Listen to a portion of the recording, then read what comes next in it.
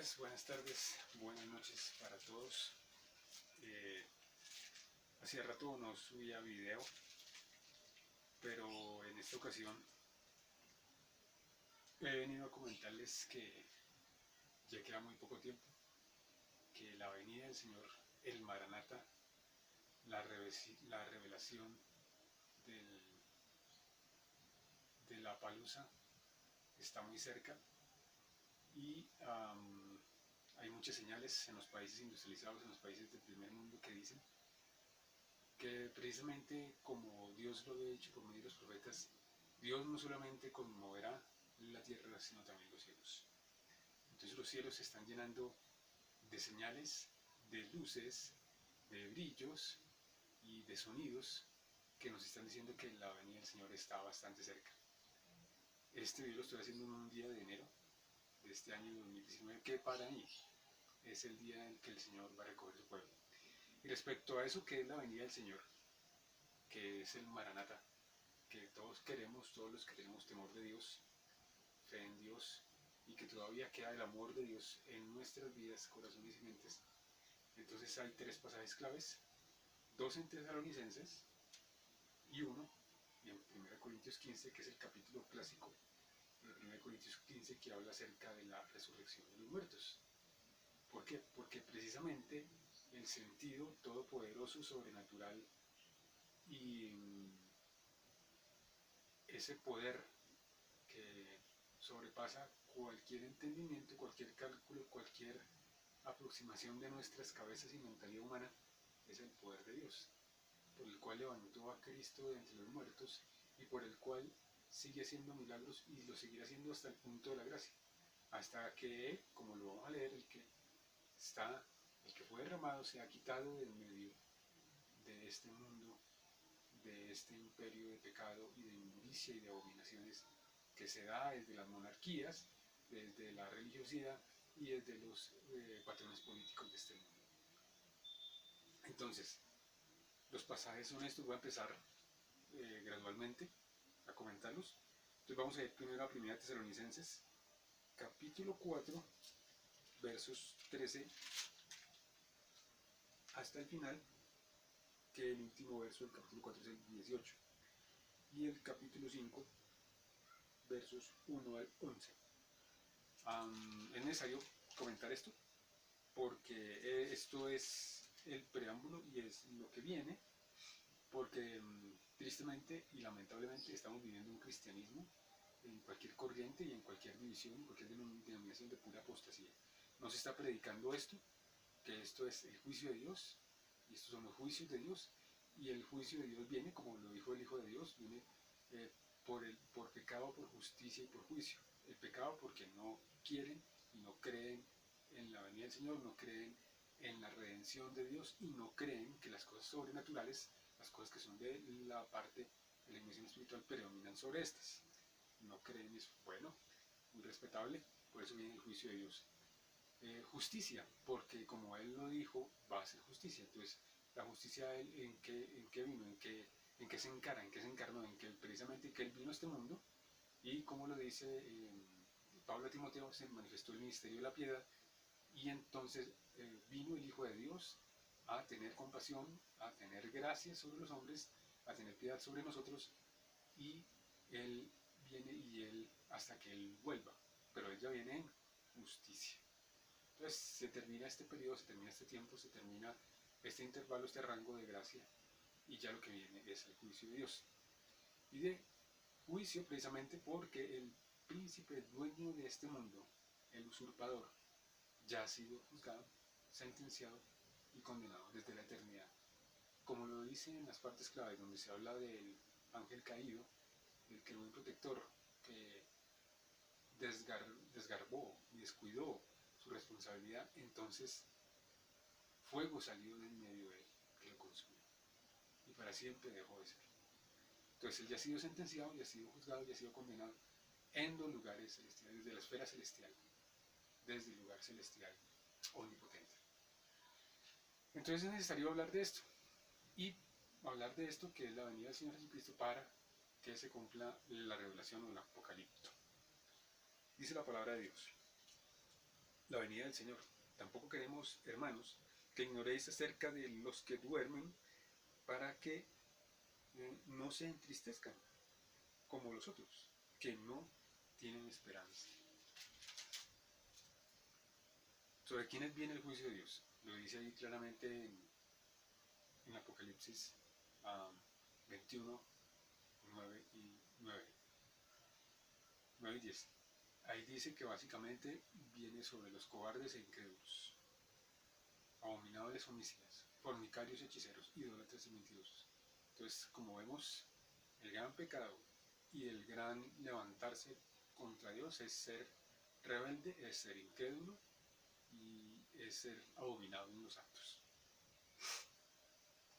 Continúa verso 14 de 1 Tesalonicenses 4. Porque si creemos que Jesús murió y resucitó, así también traerá Dios con Jesús a los que durmieron en él.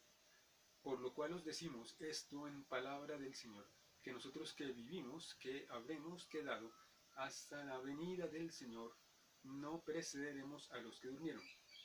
Esto es idéntico, como acá hay una referencia, en las Biblias, versión Reina Valera, que es la mejor, en español, en inglés la King James es la mejor.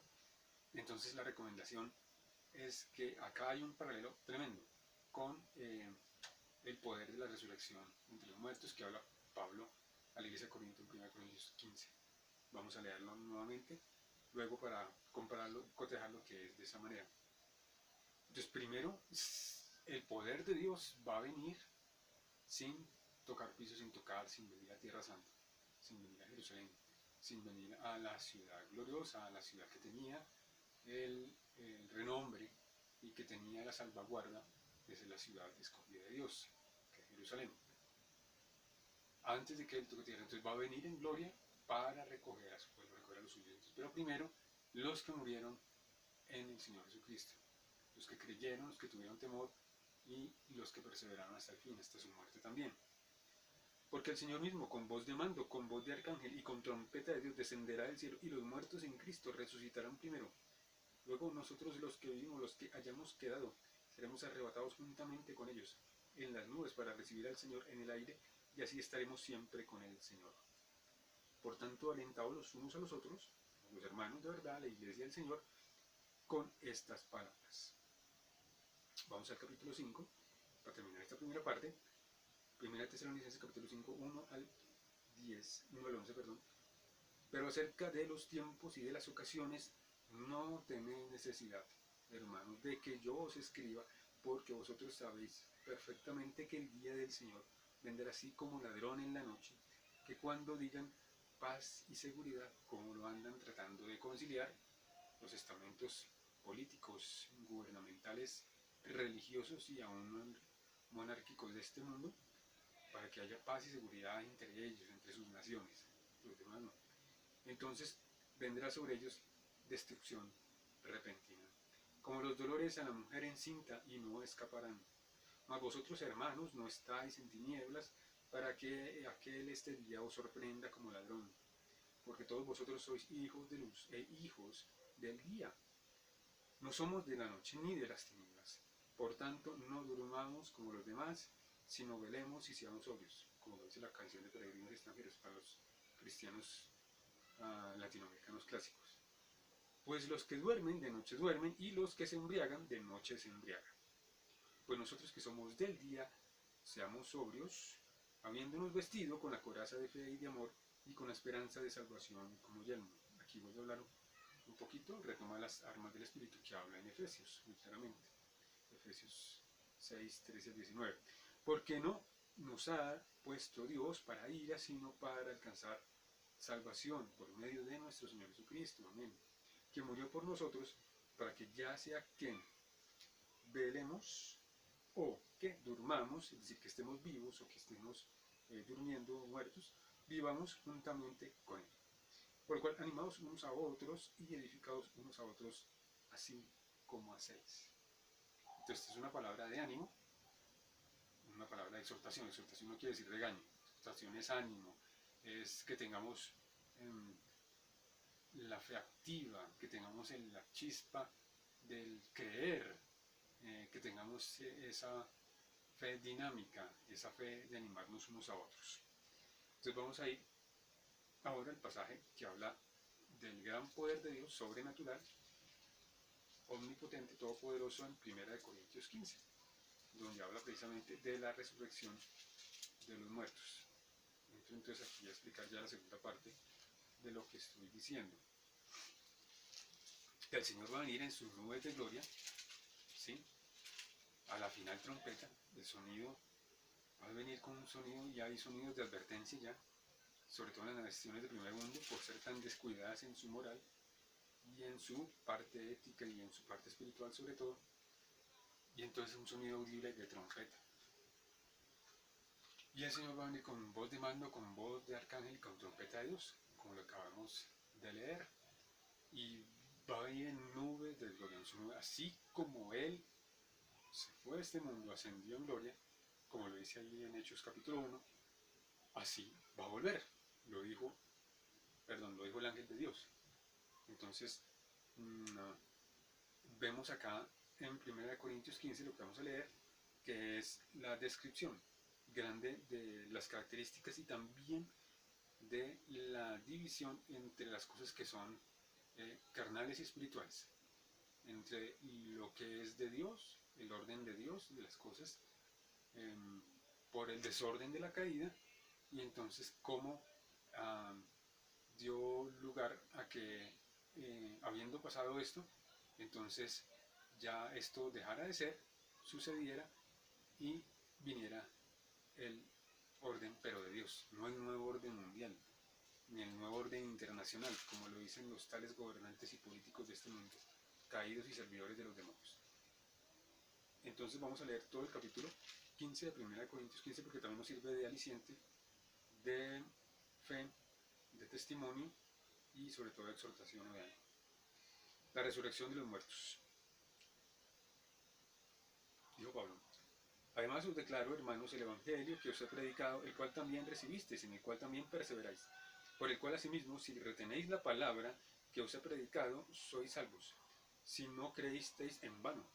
Porque primeramente os he enseñado lo que asimismo recibí, que Cristo murió por nuestros pecados conforme a las Escrituras, y que fue sepultado y que resucitó al tercer día conforme a las Escrituras, y que apareció a Cefas y después a los demás discípulos.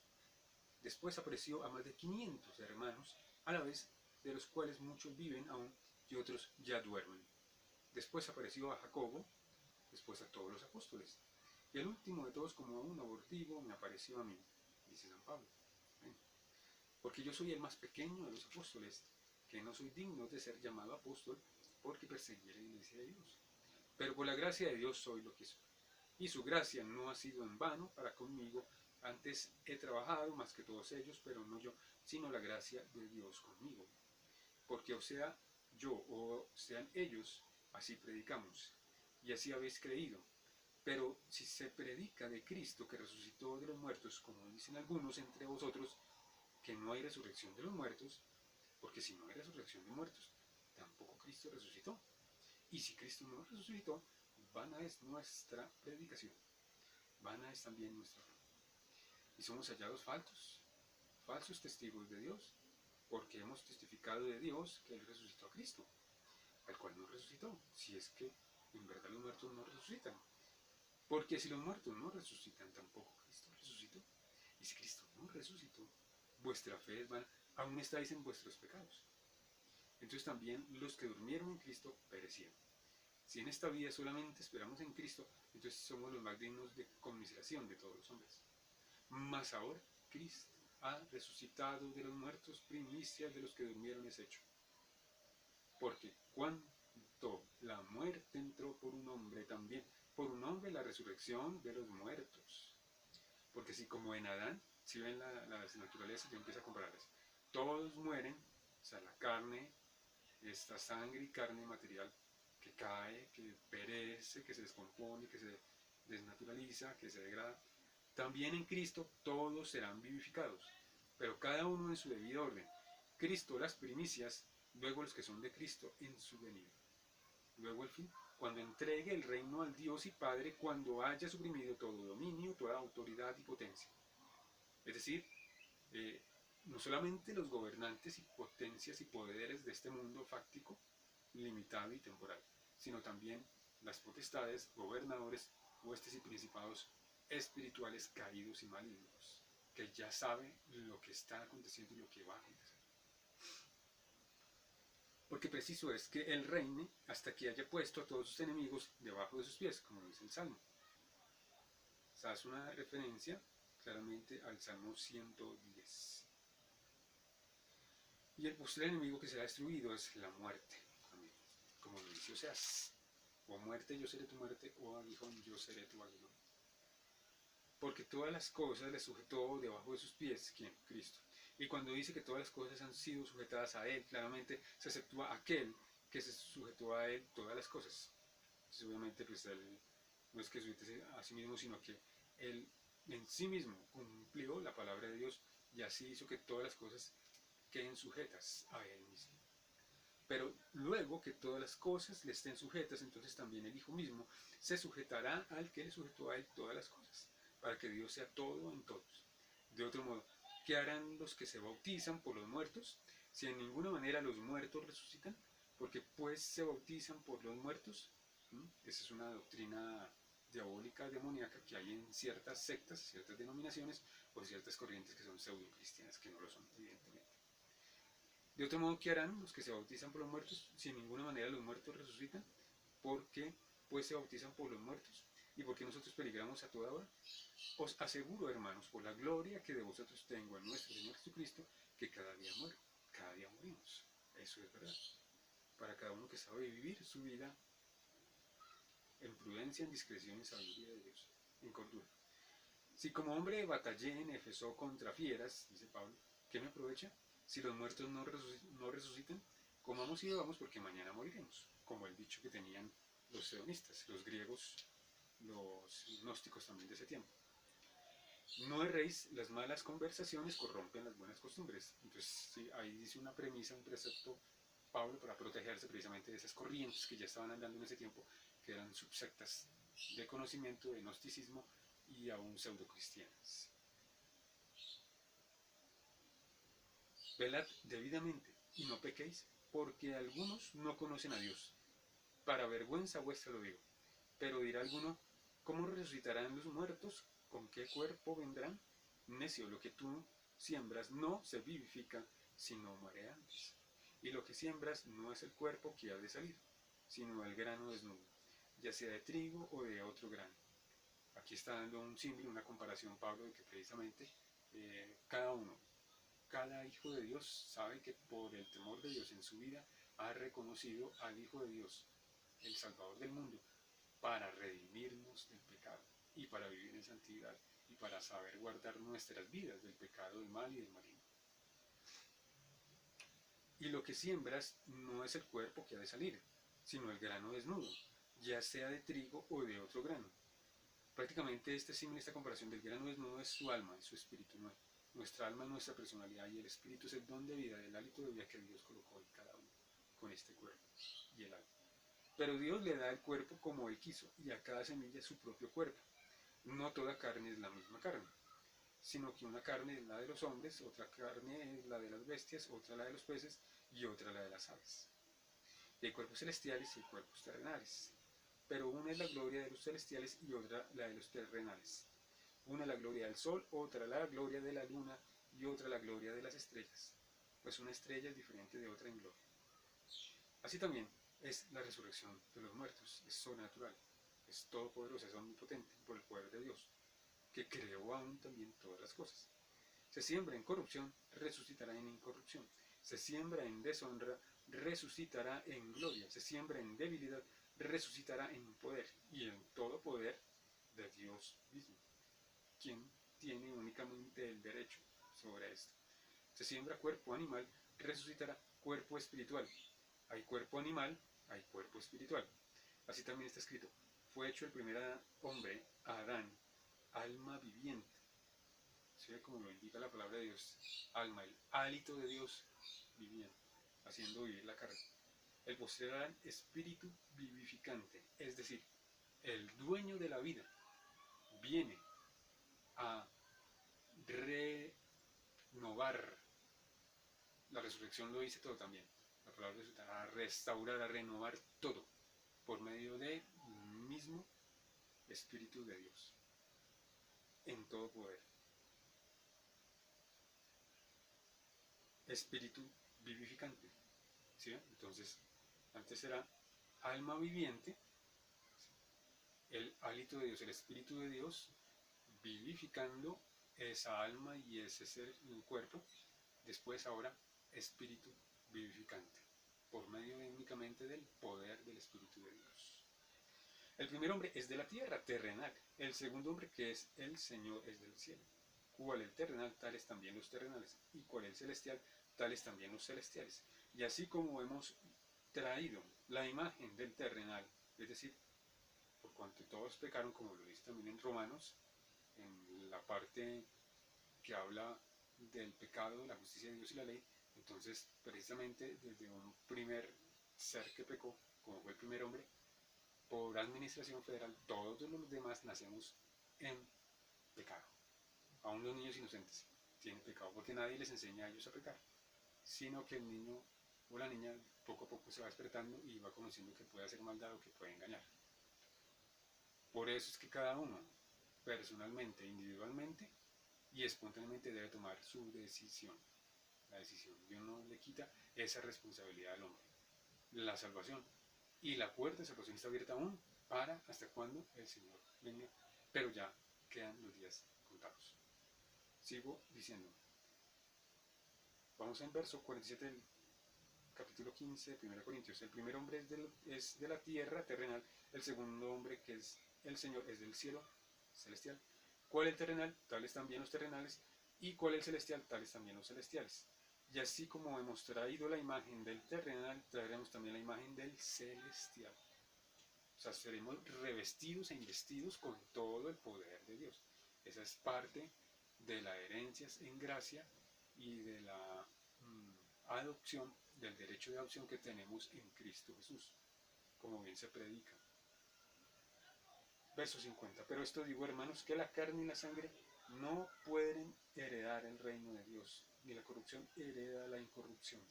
Y haciendo una síntesis que yo hago de manera abreviada y práctica, ni sangre ni carne heredan el reino de Dios y su justicia. Así que el que quiere vivir para Dios, necesariamente tiene y debe vivir en santidad, o buscando la santidad, perseverando en ella e inquiriendo en la justicia y en la santidad de Dios. Si no, no es sensato su corazón. Entonces ni sangre ni carne pueden heredar el reino de Dios, ni la corrupción hereda lo que es incorruptible. Y aquí os digo un misterio, no todos dormiremos, pero todos seremos transformados con poder, en un momento, en un abrir y cerrar de ojos, a la final trompeta, porque se tocará la trompeta y los muertos serán resucitados incorruptibles y nosotros seremos transformados. Entonces ven estos versos 5.1, 5.2 de 1 Corintios 15 son tal cual los versos que habla 1 Tesalonicenses, capítulo 4 y 5. Porque es necesario que esto corruptible, esta carne, se vista de incorrupción, se revista, todo esto se desprenda, se descomponga o se transforme y se vista de inmortalidad. Cuando esto corruptible se haya vestido de incorrupción y esto mortal se haya vestido de inmortalidad, entonces se cumplirá la palabra que está escrita: su vida es la muerte en victoria. Y no perseveremos los que pudiéramos llegar a ese punto, sino que los muertos en nuestro Señor Jesucristo, en el Rey de Reyes, Señor de Señores, y Dios sobre todo, demonio, Dios potestad, sobre toda potestad o que se crea Dios, gobernador, principado, hueste, etc., entonces no tendrá ningún poder ya sobre los que hemos creído en eternidad por la gracia de Dios en nuestras vidas. ¿Dónde está, o muerte, tu aguijón? ¿Dónde está, o sepulcro, tu victoria? La referencia Oseas. Ya que el aguijón de la muerte es el pecado y el poder del pecado la ley. Mas gracias sean dadas a Dios que nos da la victoria por medio de nuestro Señor Jesucristo. Así que, hermanos míos amados, estad firmes y constantes, creciendo en la obra de nuestro Señor Jesucristo siempre, sabiendo que vuestro trabajo en Él no es en vano. Es una palabra de exhortación, de aliento y de ánimo para todos los hijos de Dios. Aquí entonces cierro la segunda parte de esta pequeña reflexión, exhortación, meditación de ánimo para estos tiempos finales. Y vuelvo entonces a 2 Tesalonicenses, capítulo 2, porque ahí es donde hace una pequeña advertencia Pablo a la iglesia de Tesalónica, porque pues ellos creían que la venida del Señor o la palusa, como se dice en griego, iba a ser muy rápido, iba a ser muy súbita, muy pronto. Pero entonces, ya como vemos las señales desencadenadas en este tiempo final, en este siglo XXI, al final de los tiempos, como ven, estamos ya al final del 6.º día prácticamente milenial. Si contamos los milenios grandes, este es el 6.º milenio, ya cumpliéndose en el devenir de los días. Entonces, Pablo a esta iglesia en Tesalónica les hace una advertencia para que no crean, sino que hay 2 señales bastante características de este tiempo, en este tiempo, que se están cumpliendo, y que es el devenir precisamente de la justicia, del juicio y la equidad de Dios sobre este mundo. Entonces leo 2 Tesalonicenses capítulo 2, versos 1 al 12. Y también es una palabra de ánimo, es una palabra de exhortación, es una palabra de consuelo para todos los creyentes, todos los que somos cristianos, los que perseveramos, pues proseguimos y guardamos el testimonio de Jesucristo y la fe. Y también para saber que esto va a ser el desencadenante del Apocalipsis, porque lo que va a pasar y se está viendo es que, por ejemplo, estas grietas, estos hoyos, estas fosas que se van a abrir, va a ser para precisamente meter en captura a estos principados, potestades, gobernadores y huestes, pero también va a ser la salida, la decantación de los seres, entidades y criaturas que Dios tiene preparados para el juicio de Dios cuando venga o viene la tribulación sobre este mundo, sobre esta tierra. Dice la palabra de Dios en 2 Tesalonicenses capítulo 2. Manifestaciones del hombre de pecado, es decir, el anticristo o la bestia. Pero con respecto a la venida de nuestro Señor Jesucristo y nuestra reunión con Él, os rogamos, hermanos, no os dejéis mover fácilmente de vuestro modo de pensar, ni os conturbéis ni por espíritu, ni por palabra, ni por carta, como si fuera nuestra, en el sentido de que el día del Señor está súbito, o cerca en ese tiempo, en el primer siglo, digamos, del tiempo que está corriendo, de este tiempo que también es algo limitado y definido y temporal. Nadie os engañe en ninguna manera, porque no vendrá sin que antes venga la apostasía, y ya estamos viviendo una apostasía rampante, que es la última iglesia, en la interpretación de Apocalipsis 2 y 3, que es la última iglesia, que es la que corresponde a la iglesia de la Odisea, que es la iglesia traicionera o apóstata, y es la iglesia que estamos viendo ahora, porque la gran mayoría de las cosas que se predican en púlpito es, si no es algo temporal, si no es algo de divertimento, es pura manipulación psicológica para que la gente entregue sus pertenencias, sus riquezas o sus propiedades, y o que obtenga su milagro por medio de palabras, por medio de decretos o por medio de supuestas confesiones. Hay que hablar claramente, señores, del juicio de Dios. El juicio de Dios viene, el juicio de Dios se aproxima, y el juicio de Dios lo tenemos ya encima de nosotros. Nadie os engañe de ninguna manera, vuelvo a leer verso 3, porque no vendrá sin que antes venga la apostasía y se manifieste el hombre de pecado, es decir, el anticristo. Está a punto de hacerse manifiesto, el hijo de perdición. El cual se opone, se levanta contra todo lo que se llama Dios o es objeto de culto, tanto que se siente en el templo de Dios como Dios, haciéndose pasar por Dios. Entonces va a llegar este tipo, el individuo que se ha elegido, se ha manifestado, seleccionado a la Tierra Santa, precisamente a terminar de burlarse de las religiones que son cristianas verdaderas, y a decir que debe haber solamente una adoración, y esa adoración debe ser al hombre y debe ser para él. ¿No os acordáis que cuando yo estaba todavía con vosotros os decía esto? Y ahora vosotros sabéis lo que lo detiene, la presencia del Santo Espíritu que se había derramado desde Pentecostés será retirada junto con la venida del Señor, a fin de que a su debido tiempo se manifieste, porque ya está en acción el misterio de la iniquidad, Pablo lo dice, ya está en acción en ese momento, en ese tiempo, o sea, el misterio de la maldad y la iniquidad. Y aún desde el tiempo de la caída del hombre, evidentemente, por la sentencia de Génesis 3:15, de la simiente satánica, que la que se ha también diseminado y se ha tratado de esconder también en lugares subterráneos, en lugares ocultos y en lugares extremos, digamos, de los océanos y de los mares. Se han tratado de esconder esos principados, demonios y potestades, que no son nada más que los mal llamados aliens. No son aliens ni nada de eso, sino son los demonios y el séquito, la secuela de la descendencia de Satán, o lo que ha tratado de hacer Satán en tratar de recrear una creación que es maldito, que es maldición y que es maligno. Sigo leyendo verso 7, porque ya está en acción el misterio de la iniquidad, solo que hay quien al presente lo detiene hasta que él a su vez se ha quitado de en medio. Y entonces se manifieste aquel inicuo, a quien el Señor matará con el espíritu de su boca y destruirá con el resplandor de su venida. Amén. Inicuo cuyos venimientos por obra de Satán, con gran poder y señales y prodigios mentirosos. Por eso es que Satanás y la obra de Satanás tienen un respaldo de hacer su obra de milagros, de magias y de cosas aparentemente sobrenaturales por medio de los demonios. Entonces, Dios cuando venga en su venida, entonces va a quitar todo ese poder, todo ese reinado y todo ese dominio. Y lo va a concentrar o lo va a permitir únicamente en el anticristo. Y con todo engaño de iniquidad para los que se pierden, por cuanto no recibieron el amor de la verdad para ser salvos. Es decir, la palabra de gracia, de misericordia y de bondad que Dios derramó por medio de la fe para todo aquel que cree en el Hijo de Dios.